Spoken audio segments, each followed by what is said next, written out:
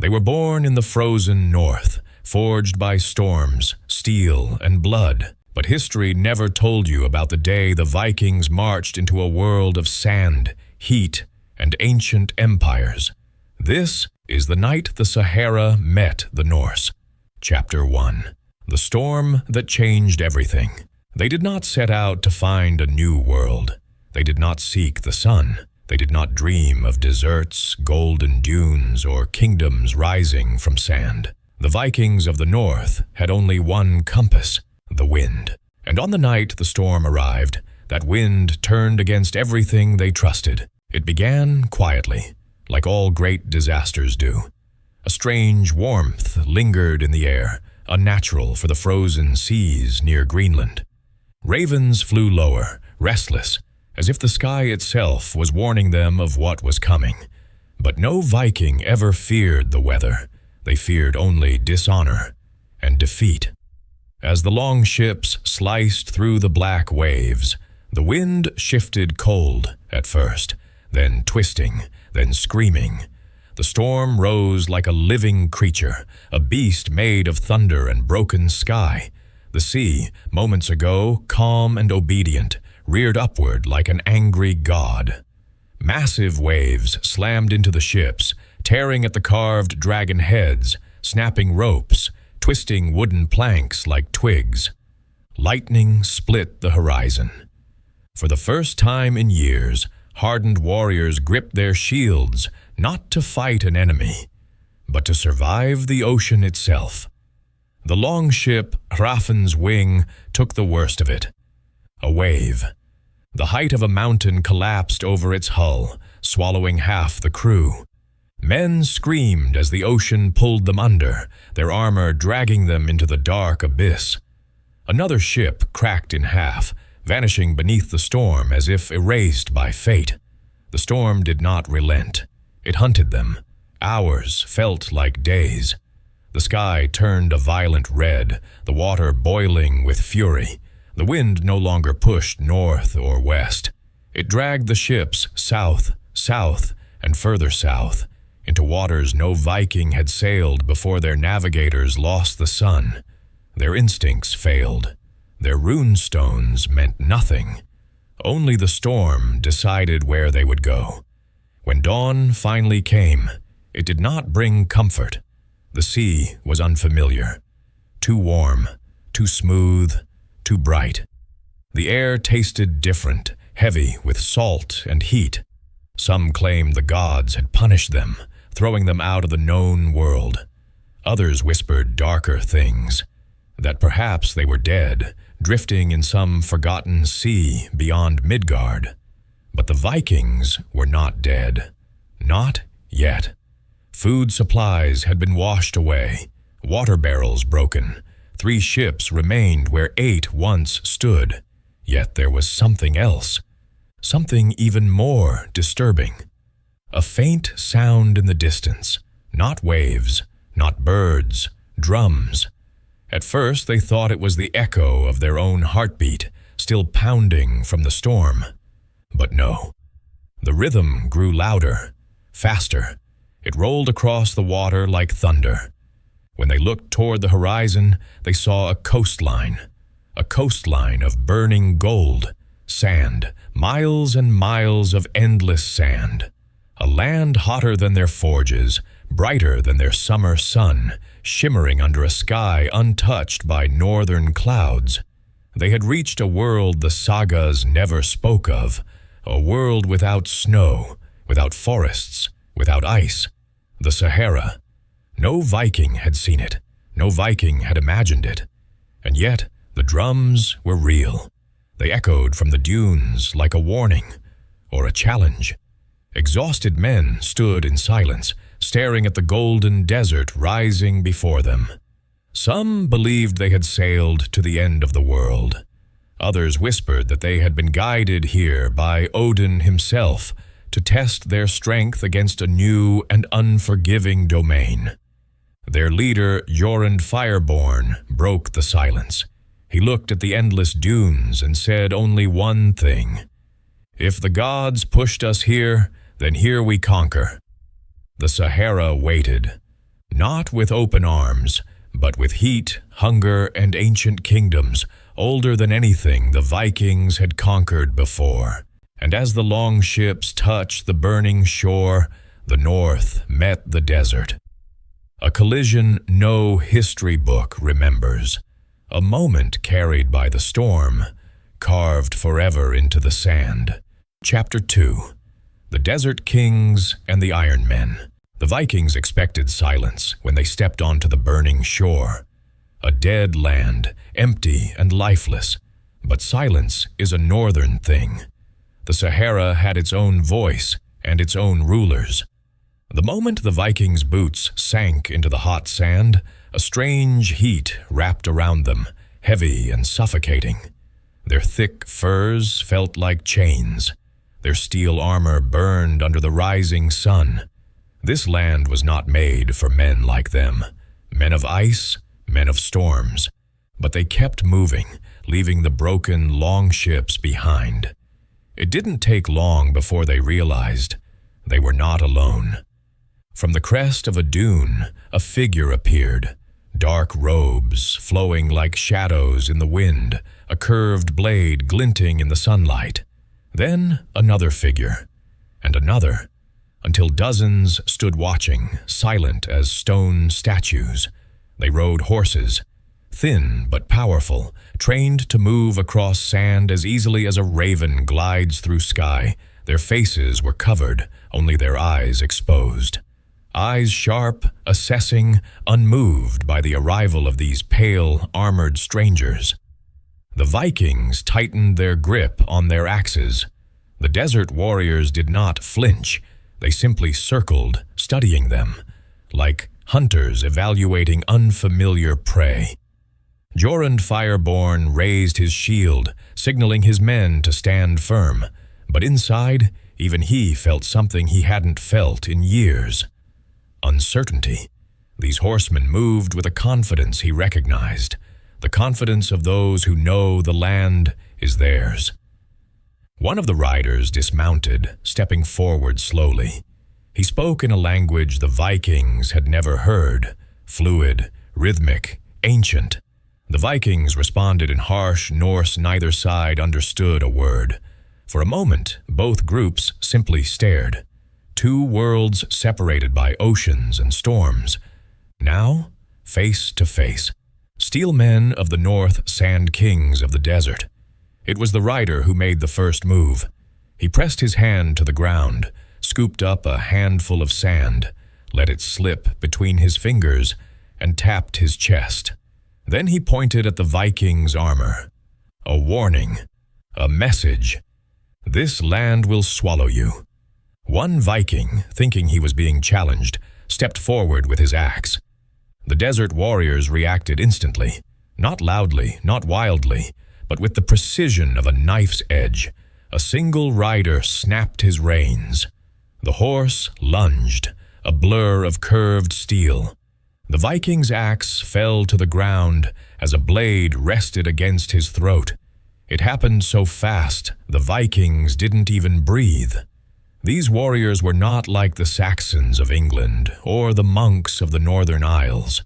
They were faster, sharper, deadly in a way the North did not prepare them for. But the horseman did not kill him.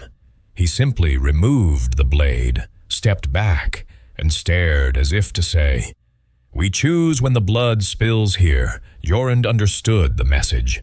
This land belonged to these men. The desert kings, the riders of the dunes, the guardians of ancient trade routes older than the Viking sagas. Still, Vikings were not known to retreat. To show strength, Jorund slammed his spear into the sand.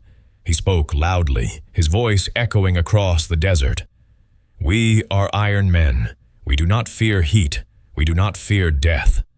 The horsemen, the Berbers of the Sahara, understood very few of the words, but they understood the tone, the challenge, the fire. Their leader nodded slowly, signaling to his men. In a swift motion, the riders disbanded and formed a wide circle around the Vikings, not to attack, to escort. They wanted to see what these men of ice were made of. Hours passed. The Vikings followed the horsemen deeper inland, each step heavier than the last. The heat gnawed at their throats. Their armor baked their skin, their boots filled with burning sand. But they marched. The Berbers watched closely, surprised, even impressed, that these strangers could endure what many outsiders could not. At sunset, they reached an oasis, water shimmering like polished glass, palms swaying in the dying light. It was here, surrounded by unfamiliar beauty, that the Vikings realized something. They had not met enemies. Not yet. They had met gatekeepers.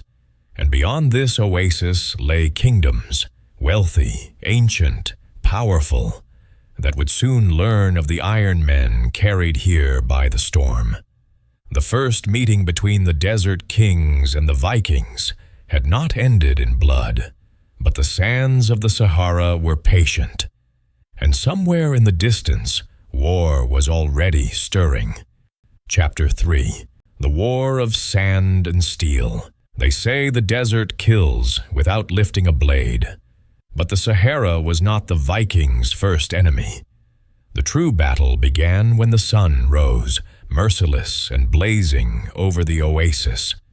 That morning, the Berber riders watched from the shadows of the palm trees as the Vikings gathered their strength.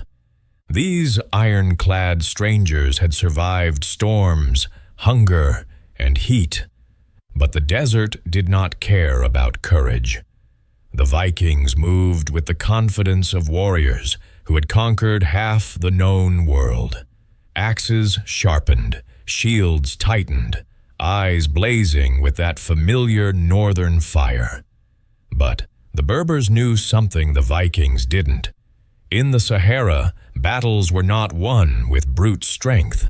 They were won with knowledge and patience. The conflict started with a misunderstanding, a small spark that would become a wildfire.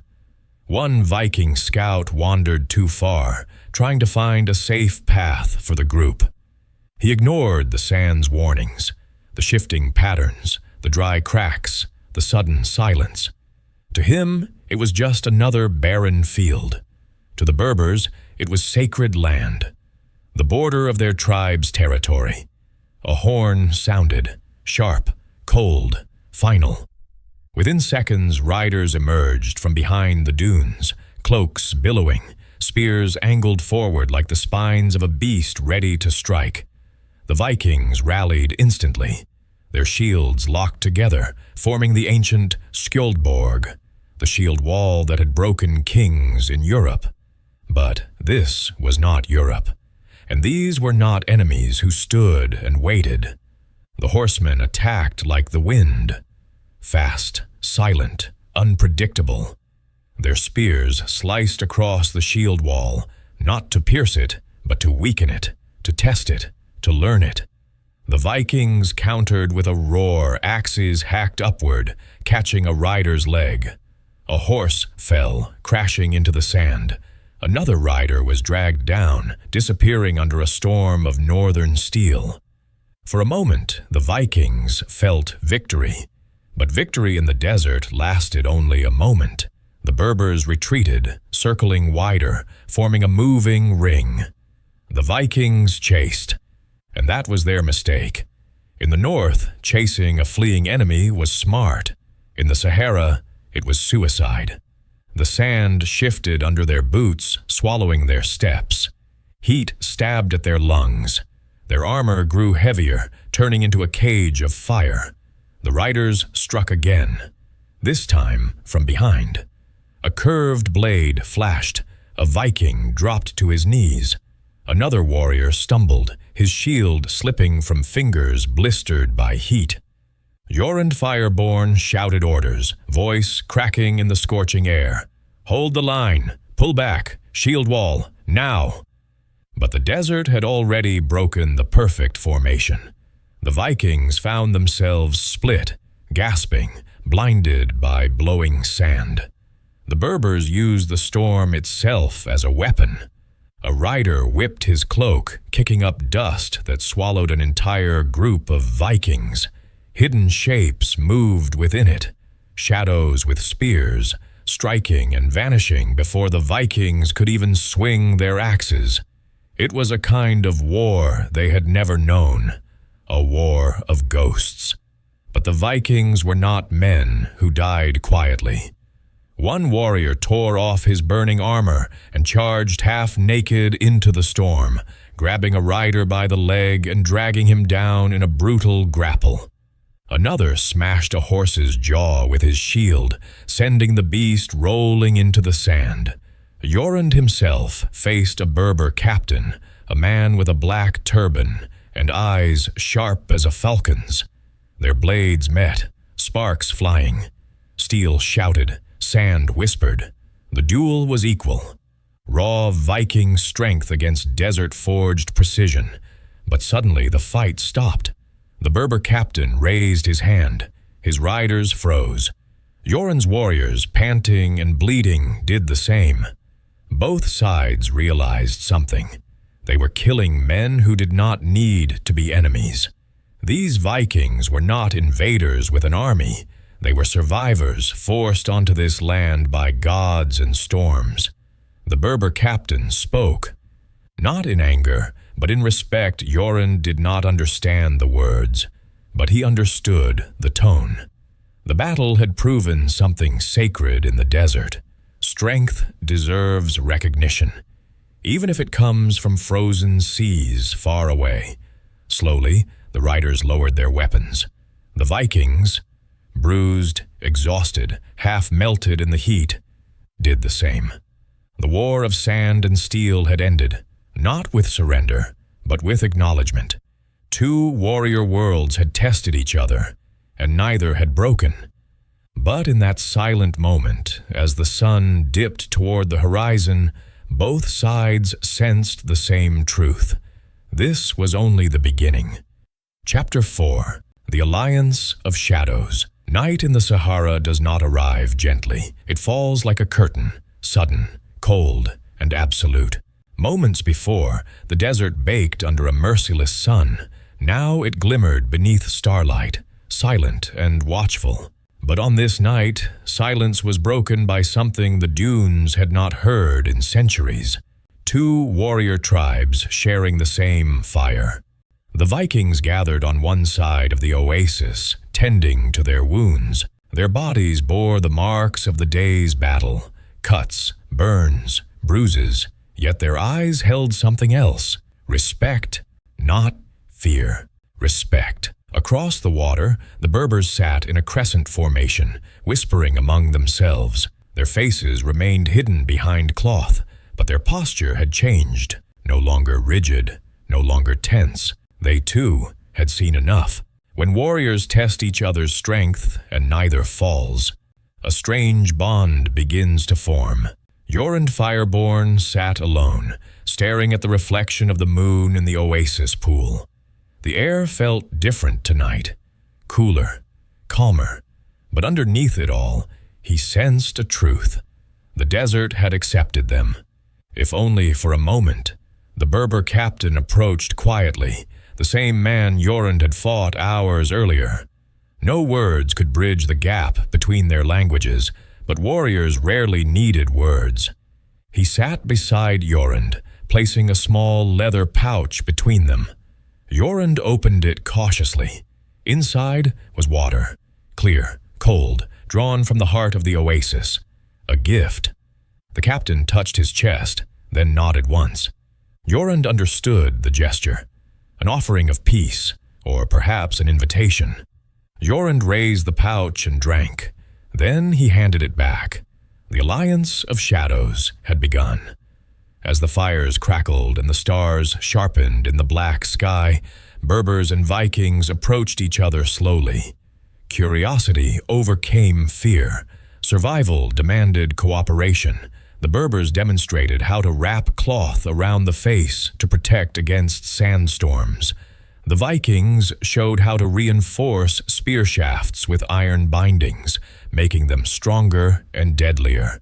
A Berber healer pressed desert herbs into Viking wounds, whispering prayers to spirits older than the sands themselves. In return, Viking blacksmiths revealed the secrets of shaping iron in fire hotter than the desert sun. This exchange was not planned, not negotiated. It simply happened. Two worlds sharing what they did best. With every gesture, every shared skill, every nod of respect, the desert watched, approving. Eventually, the Berber captain spread a map drawn on cured goatskin, a map of trade routes stretching across the Sahara like veins through a living creature.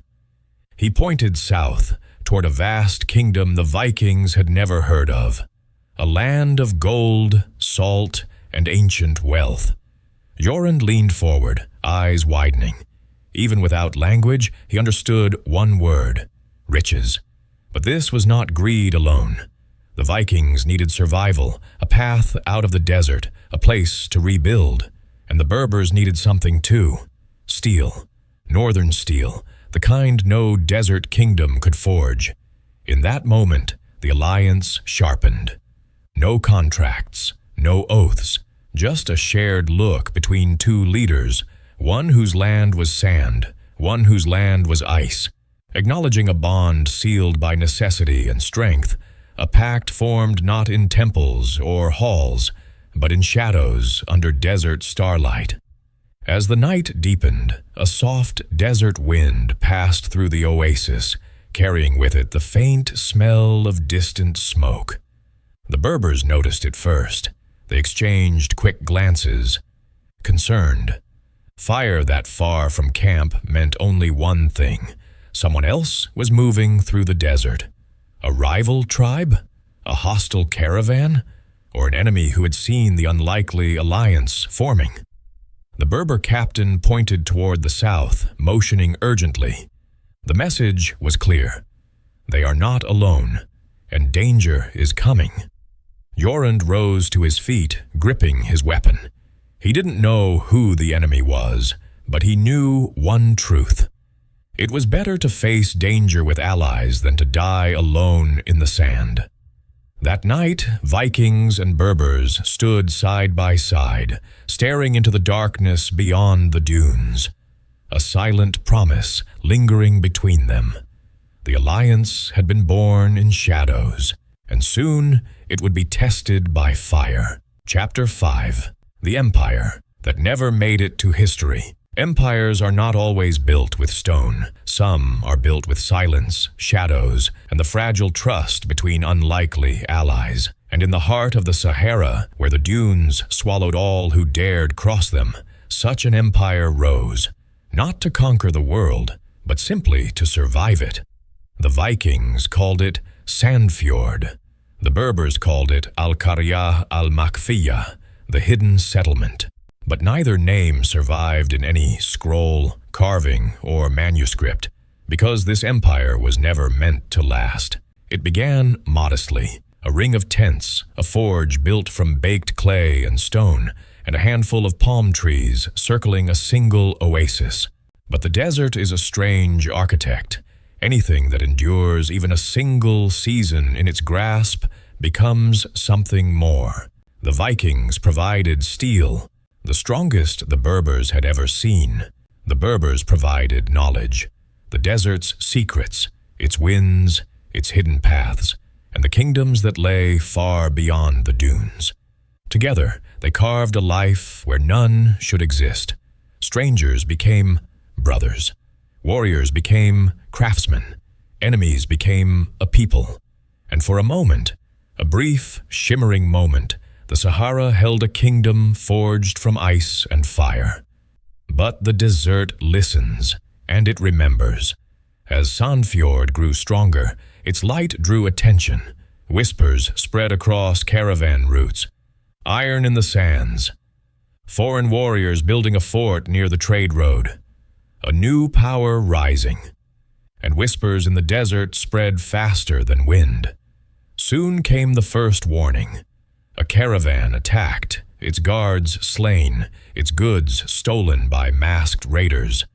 The Berbers recognized the signs. These were not simple thieves.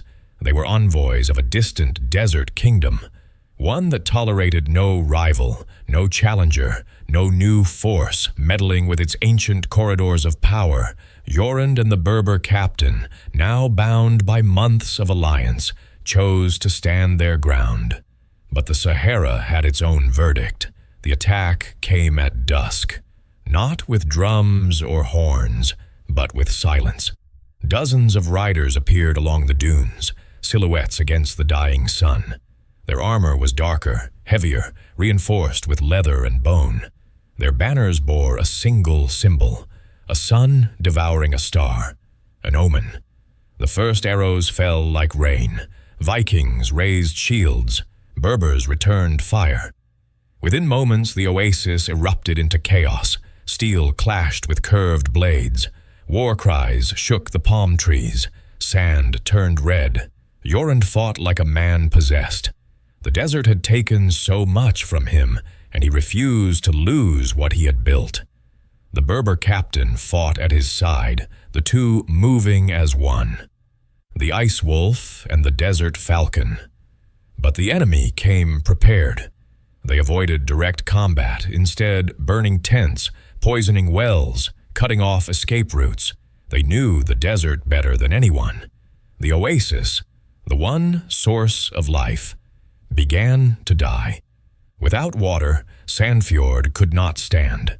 Without refuge, the alliance crumbled. The final blow came not from swords, but from the desert itself. A sandstorm, monstrous, roaring, relentless, tore across the dunes, swallowing everything in its path. Tents vanished, fires died, voices disappeared into the wind. When the storm finally passed, the oasis was gone, buried, silenced. Nothing remained of Sandfjord except fragments of iron half buried in the ground, glinting faintly beneath the sun, like echoes of a dream. The Vikings who survived scattered, some attempting to return north, others disappearing into the desert tribes they once fought. The Berbers, too, moved on, carrying with them a story they dared not share. A story of an empire that lived and died between the dunes. And so, history never wrote their name. No map marked their home, no saga told their tale. But somewhere beneath the sands of the Sahara lies the memory of a kingdom born from a storm and destroyed by a whisper. An empire that should have shaped history, but instead became dust. Subscribe to Midnight Empire. Join us as we uncover the empires that never made it into the pages of history, but refuse to die in the dark.